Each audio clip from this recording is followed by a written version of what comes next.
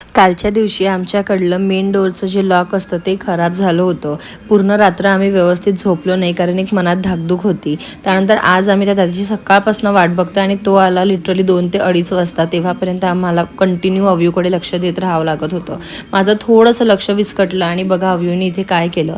वरच्या साईडला मी चपात्या करत होते आणि मी फक्त पोळ्या भाजायला गेली आणि त्यांनी पिठाचा पूर्ण डबा खाली ओतून टाकला आणि त्याच्याशी तो खेळत बसला. त्यानंतर कसंबसं मी स्वतःला आवरलं, ते सगळं क्लीन केलं, जेवण केलं आणि अव्यूला झोपवलं. खूप झोपवायचा प्रयत्न केल्यानंतरसुद्धा तो काही झोपायलाच तयार नव्हता. त्यानंतर त्याच्याबरोबर मी, प्रीतम आणि आम्ही तिघंसुद्धा खेळलो आणि त्याला थोड्या वेळ गॅलरीमध्ये घेऊन बसली. त्याला भरपूर दमवलं आणि त्यानंतर तो कुठेतरी जाऊन झोपला. आता झोपून उठल्यानंतर लगेच त्याचं गार्डन म्हणजे आमच्या छोट्याशा बाल्कनीमध्ये येऊन काहीतरी खेळणं सुरू होतं.